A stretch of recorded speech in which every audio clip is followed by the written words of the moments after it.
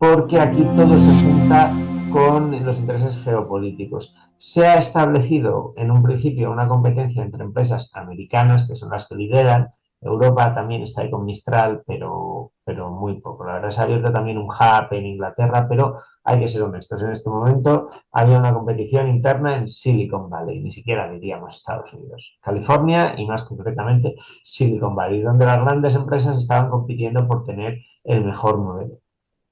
Entonces, ¿cuáles eran los players, los actores principales? Pues obviamente los sospechosos habituales. OpenAI, Google, se ha metido Elon Musk con Grok, que ha fusionado ahora con X, que antes se llamaba Twitter, pero bueno, ahí estaban esos tres y Meta, que antes era Facebook. Entonces, bueno, pues los de siempre son empresas que yo creo que todo el mundo las conoce, todas ellas, en este momento. ¿Qué pasa? Ahora se ha metido China a competir y ahí es donde quizás ha empezado a volverse un poco anticompetitivo el ambiente. ¿Por qué? Porque de nuevo enlazando todo lo que hemos dicho antes, hay una competición y hay un interés por legislar, porque la legislación todavía no está sentada. Y se está intentando legislar de manera que le favorezca a cada uno a lo suyo. Pues yo qué sé. Facebook quiere que se puedan usar los datos personales sin control. ¿Por qué? Porque otra cosa no, pero conversaciones que tenemos todos de WhatsApp, de Instagram, lo que sea, es el rey.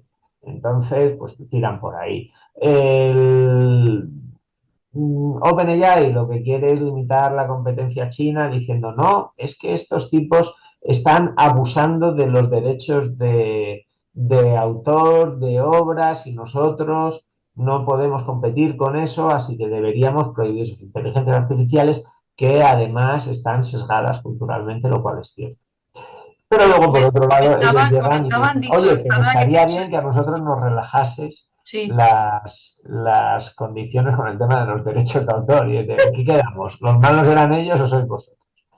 Entonces, se ha generado una competición donde por un lado se está invirtiendo mucho, ¿vale? Eso es positivo y se está compartiendo los avances de manera abierta a veces y de manera cerrada, pero aún así accesible con la gente, pero por otro lado se ha introducido el tema de la legislación y cuando se ha metido la política y por la legislación y por tanto la política por medio, ahí se ha visto la parte más oscura de todas las empresas, si te digo la verdad. Bueno, hablabas de Baidu, ¿no? Bueno, no lo has nombrado, pero de alguna manera hacía referencia a esta IA china. Y luego también había una cuestión con DeepSeek, porque decían que DeepSeek, aunque era código abierto, realmente el dataset, lo que son los datos, la procedencia de los datos, no la había abierto, porque se ve que entraba en conflicto con la legislación china, que son datos que pertenecen al gobierno, etcétera, y por ahí se había colado muchísimos datos que procedían de fuentes occidentales, ¿no? De empresas. Mm. Entonces, claro, eso tampoco es justo, tampoco quiero decir que no es juego limpio, de alguna forma, ¿no? Pero Ah, lo que tú dices, ¿quién no ha chupado de datos o se ha apropiado de datos de nosotros, de los ciudadanos, que no tenemos nada que ver cuando estamos en Meta? Meta está utilizando nuestros datos incluso para fines políticos en elecciones en Inglaterra, cuando el Brexit, por ejemplo, ¿no? Que se les descubrió y tuvieron que dar explicaciones y Mark Zuckerberg tuvo que salir a blanquear un poco su empresa. Porque no había vendido datos con nombres y apellidos, no habían dicho Pilar Jáuregui está comentando a favor del Brexit o del no Brexit, ¿no? Pero sí que estaban diciendo cuántas personas en ese país estaban a favor o en contra y les mandaban propaganda sesgada a ese tipo de personas para reforzar o hacerles cambiar el voto, ¿no? Esto fue un escándalo terrible. ¿Qué quiero decir con esto? Pues que no le pueden achacar nada a DeepSeek ahora porque ellos han hecho lo mismo. O sea, Meta estaba haciendo lo mismo, Facebook estaba haciendo lo mismo y supongo que Twitter también. Bueno, entre entre locos anda el juego, ¿no? Entre personas que tienen intereses y que los quieren defender y a veces éticamente no son defendibles tal y como los defienden, ¿no crees? A ver, aquí has abierto muchos melones, pero por ir concretando en uno, el de abusar de los datos, hay una anécdota que lo resume muy bien. Hay un modelo que se llama Midjourney, que es especialmente bueno en la generación de imágenes. Ahora es verdad que se está quedando atrás, pero bueno, seguro que se ponen al día. Bueno, la primera versión de Midjourney, la gente se dio cuenta de que en algunos casos tenía como abajo a la derecha de las imágenes una parte borrosa. Y se dieron, ¿sabes por qué era eso? Porque habían cogido los bancos de datos de imágenes de stock y las habían utilizado para entrenar.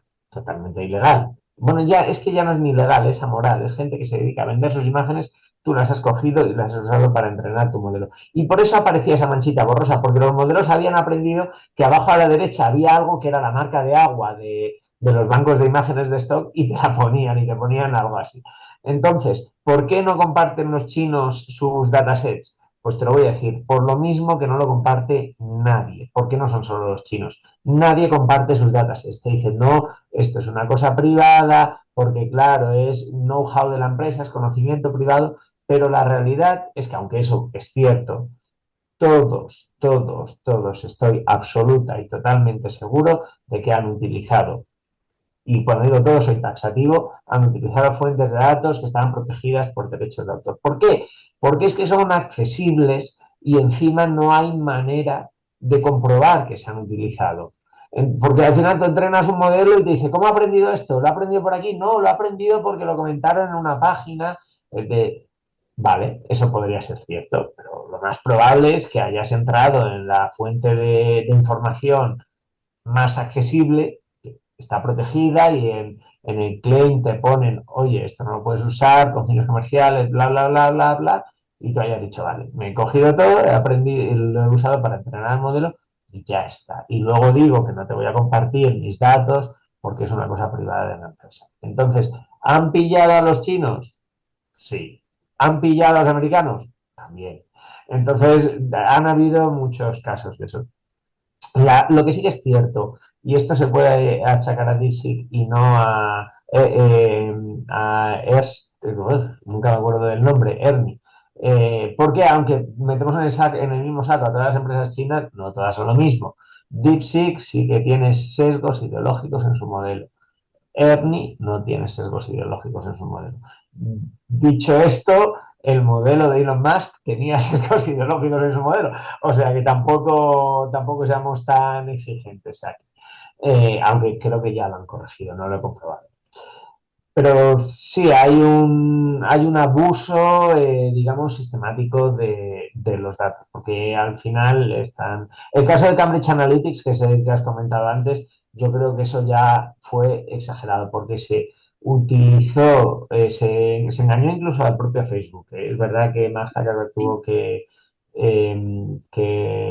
responder, pero en el fondo ellos habían dado una licencia de uso de los datos para investigación y era mentira, lo estaban utilizando para una campaña política, habían utilizado ventajas de esa licencia, bueno, habían hecho muchas trampas, estaba todo muy mal y el propio Facebook tuvo que endurecer, incluso para los investigadores, su manera de compartir los datos. Pero eso no quita esto que lo tenga todo el mundo claro, yo trabajo con datos, la legislación en Europa es especialmente proteccionista con los datos y aún así tener por seguro que vuestros datos se ha abusado de ellos en algún momento. No para espiarte propiamente, sino con fines comerciales. Pero sí, eso, vamos, es que sí pasa. El caso de Es Cambridge demasiado fácil. Analytica, sí, tuvieron que cerrar, ¿eh? Tuvieron una empresa importante, Cambridge Analytica, que tuvieron que cerrar, digo. O Sí, sea y que abrieron otra empresa igual en el mismo edificio con los mismos directivos. esto no lo sabía. Hombre, yo por lo menos me habría cambiado de edificio, ¿sabes? Desde luego, que el cinismo No, y además es que tampoco gente como tú tiene tiempo para seguir todo el canal de información respecto a un tema. pero la gente normal de a pie, pues desconectamos una vez que ha pasado el momento álgido de la noticia, ¿no? El Eh, hype. el hype, efectivamente, muy bien traído.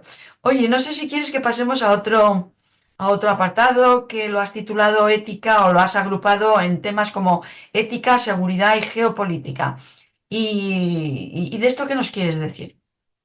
Bueno, ya lo hemos empezado a abordar, así que por no repetirme, quizás voy a ir a la parte, o sea, voy a saltarme toda la parte de la disputa geopolítica que hay, porque China, o sea, Estados Unidos está emprendiendo medidas para intentar limitar el desarrollo de las inteligencias artificiales en China. Eso es cierto. Hemos abordado un poco el tema, aunque tiene muchas aristas, muchos ángulos, pero por no repetirnos, a mí lo que me parece interesante es la otra parte, que es la propia vulnerabilidad que tienen los modelos de lenguaje, que de todas maneras ya comentamos en el programa anterior. Es lo que se llama los jailbreaks, es decir, sería algo así como fugas o de la cárcel, o no sabría cómo Break, sí, traducirlo. sí, es como una ruptura de una celda. Sí, como Hmm. si rompieras los barrotes, simbólicamente rompieras los barrotes de una celda o de un sitio cerrado. No tiene que ser una celda. De alguna manera lo que quieren dar a entender es que han encerrado la conciencia de los modelos, no es que sean conscientes los modelos, han encerrado la voluntad, lo que sea, de los modelos para que no puedan decir ciertas cosas. Por ejemplo, que no te digan cómo fabricar el arma nuclear o armas biológicas o cómo cometer un asesinato o cómo encubrirlo o robar un coche, que es el ejemplo que suelen poner típicamente cuando utilizan estas herramientas. Entonces, hay unas herramientas que simplemente por prompting permiten romper este tipo de protecciones. Normalmente se habla de que te llevan los modelos cuando detectan que estás intentando utilizarlo con fines perniciosos, te llevan a un rail guard, a unos guardarraíles, perdón, Sí. ¿vale? Entonces, encarrilan el modelo y dicen, oye, deja de responderte, te vamos a dar una respuesta ya preescrita y eso es lo que le vas a dar al usuario. Son muy fáciles de romper. De hecho, hay un personaje en Twitter que se llama Jimmy the Liberator, creo recordar que se llama, Sí, que se sí, dedica a sí. explicarte cómo romper la seguridad de todos estos modelos. ¿Y cómo enlaza esto con lo que estábamos hablando de modelos chinos, modelos de Silicon Valley? Pues en que se ha puesto mucho el acento últimamente en que habían conseguido romper la seguridad de DeepSeek y lo habían utilizado para que te explique cómo fabricar armas químicas. Pues bien, aquí es donde llega el punto que quiero matizar. Aquí hay un poco de rumorología, porque en realidad puedes hacer que absolutamente cualquier modelo haga eso. Y es extremadamente fácil, lo puede hacer cualquiera. No tienes más que buscar en el Twitter de este Generator y buscar el prompt apropiado y te dirá cómo hacerlo. La empresa que lidera, en este caso, la lucha contra este tipo de estrategias, que se llama Anthropic y tiene su propio chat que se llama Cloud, tampoco ha conseguido 100% evitar este tipo de problemas. Y créeme, están haciendo muy buen trabajo. Pero al final, volvemos a lo de siempre. No es un modelo, al final es como una persona, ¿no? Que tú la puedes intentar adiestrar para que no diga algo, pero a alguna vez se le escapa algo. Entonces, por ahora no se ha encontrado Yo, una solución perfecta. sí, sí. Y esto se ha utilizado como arma arrojadiza, de la misma manera que se ha utilizado como arma arrojadiza contra los chinos que están utilizando datos propietarios. Las dos cosas son ciertas, pero son ciertas en las dos direcciones, que es lo que no te dice. Sí, sí. Sí, he oído además que el tema del jailbreak es un tema que preocupa a todos a todas las personas que están diseñando las aplicaciones, ¿no? Es decir, que tienen expertos de jailbreak monitorizando constantemente, ajustando los códigos, no han conseguido cerrar el tema completamente. Así que, bueno, por lo menos están atentos y tienen personas especializadas en tiempo real, monitorizando que esto no suceda. Bueno, es una forma de controlarlo de alguna manera, ¿no?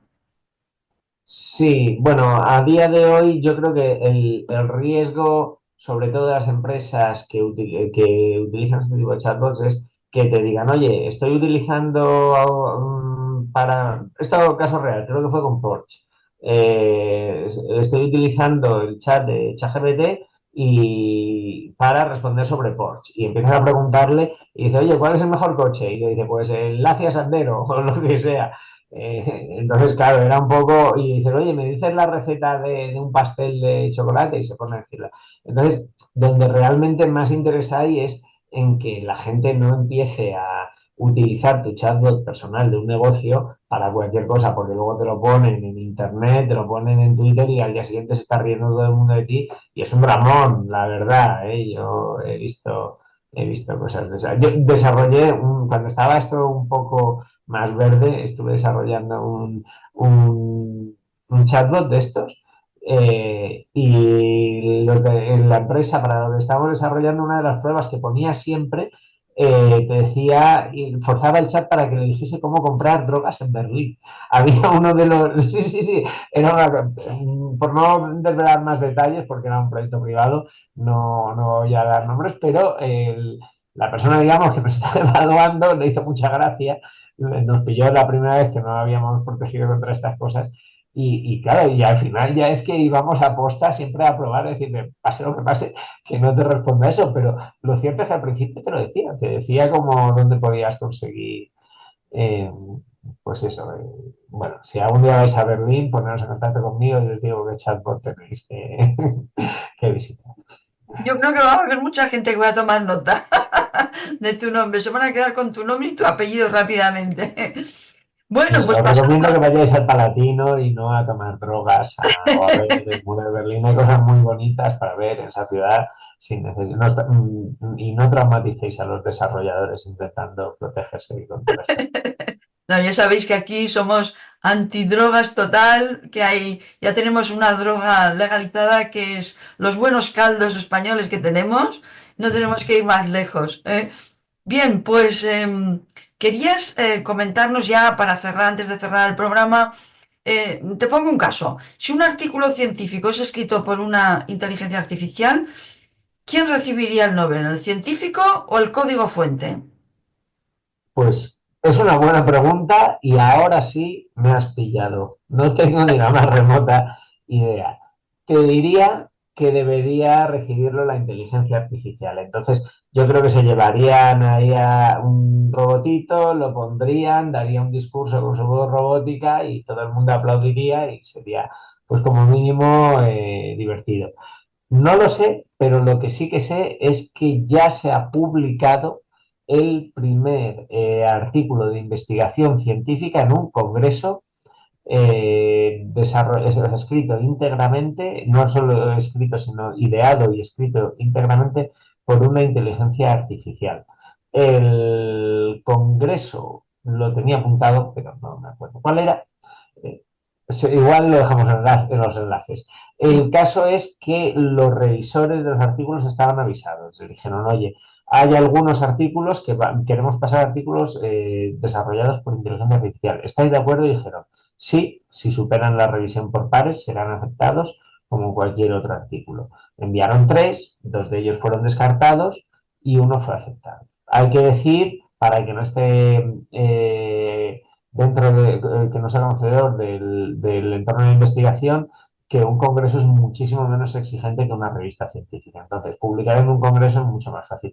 En un congreso tú simplemente haces como una especie de declaración de intenciones. Tú dices, yo estoy investigando sobre esto y he visto cosas, pero no llegas a proponer resultados de calidad. Entonces, la revisión por pares simplemente, el peer review que se llama, simplemente se evalúa que lo que estás diciendo tiene sentido, pero como no estás ofreciendo resultados definitivos, tampoco está evaluando otros resultados. La inteligencia artificial todavía no está en el punto de crear una investigación científica completa, pero sí que está en el punto de proponer una investigación científica y que sea aceptada por expertos en un congreso. Es muy interesante. A mí, como persona que se ha dedicado en el pasado a la investigación, esto me fascina. Sí que es verdad que es una cosa muy de nicho, pero es un hito en la historia de la ciencia. Es la primera vez que, sin una intervención humana, ha habido una inteligencia artificial capaz de crear esto. ¿Se llevará el Nobel? No lo creo. ¿Se lo llevará algún día? Pues sería muy divertido y me encantaría, insisto, que lleven a un robotito para leer el discurso de aceptación del Nobel.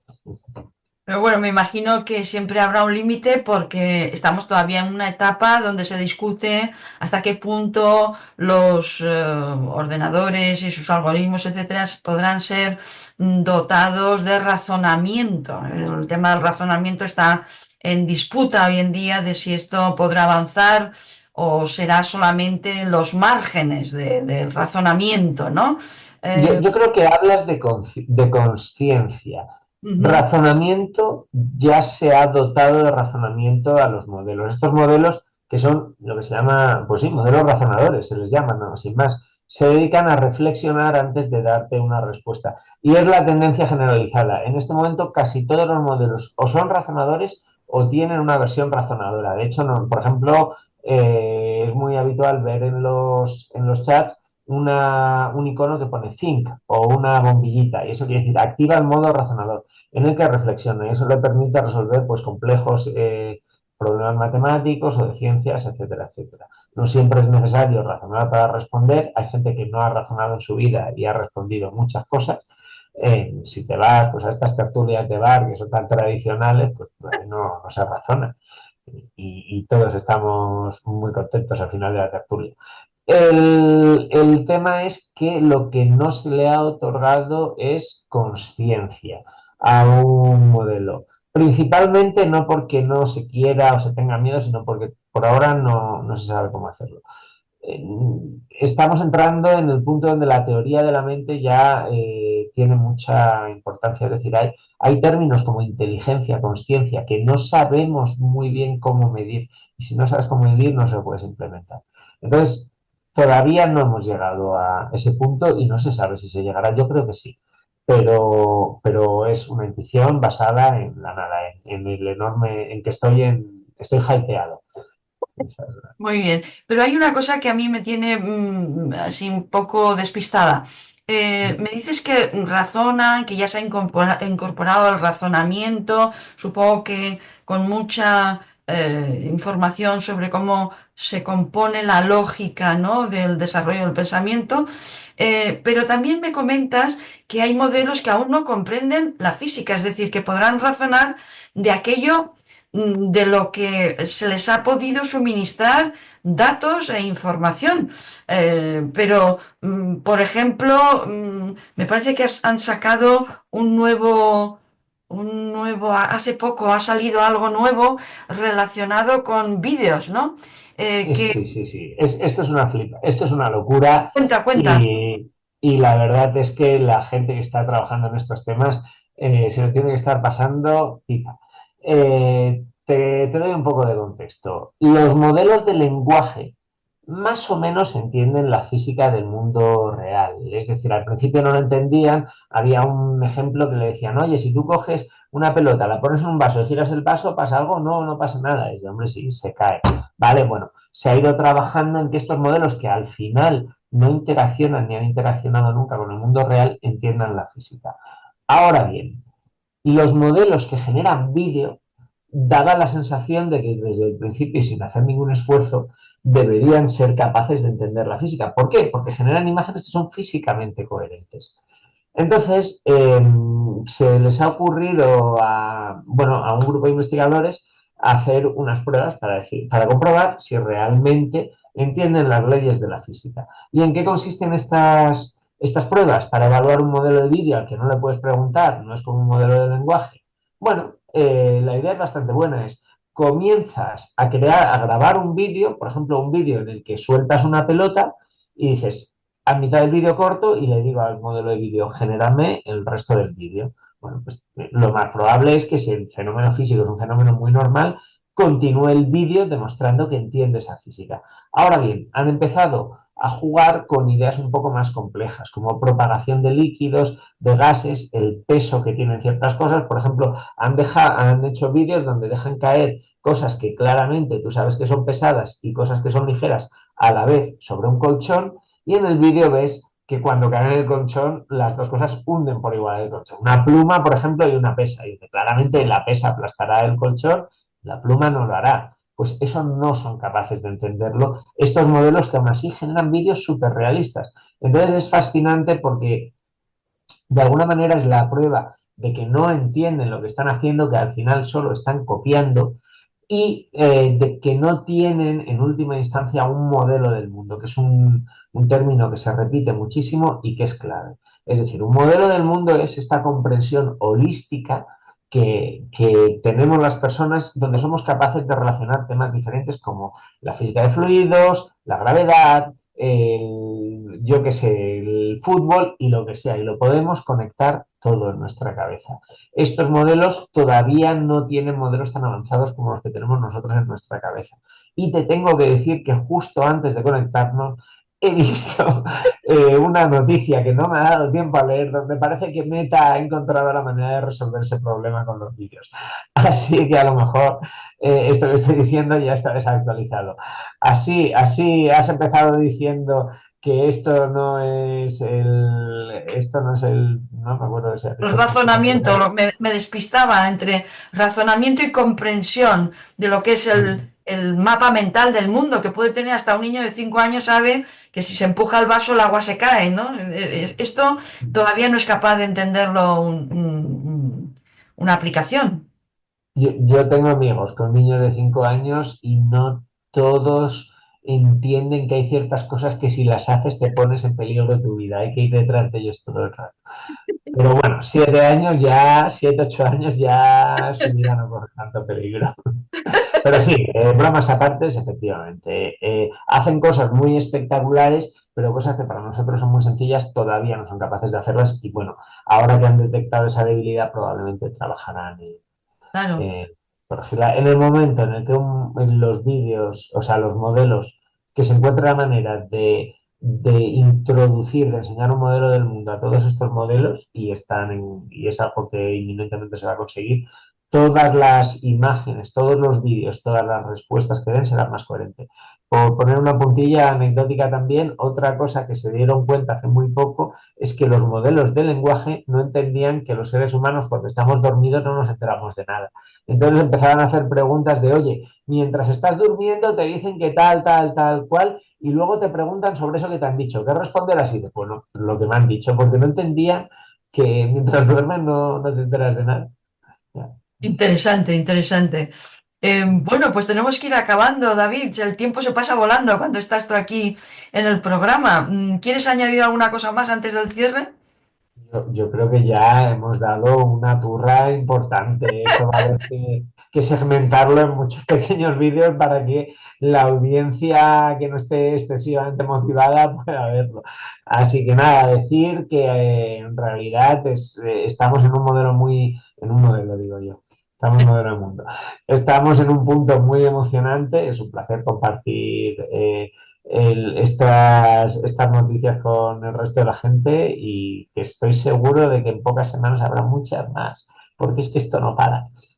Muy bien, pues dejo con una reflexión y una pregunta a nuestra audiencia y les digo, ¿y si las IA, las inteligencias artificiales, fueran como un GPS? Es decir, que pueden guiarte, darte opciones y hasta recalcular tu ruta, pero al final el viaje, con los errores en las rotondas y las multas que te puedan poner, siempre dependerá de ti, y que si quieres escuchar este programa de nuevo para descubrir más contenido apasionante, puedes pasarte por nuestro canal de YouTube en Es Radio Alicante o visitar nuestra página web esradioalicante.com. Y hasta aquí por hoy, dar las gracias a David Pastor, como siempre, por ilustrarnos en cuestiones tan peregrinas, tan complejas y que de su mano terminamos entendiéndolas todos. Pues bien, os deseo un buen día, buena suerte y feliz semana. Chao, chao, David.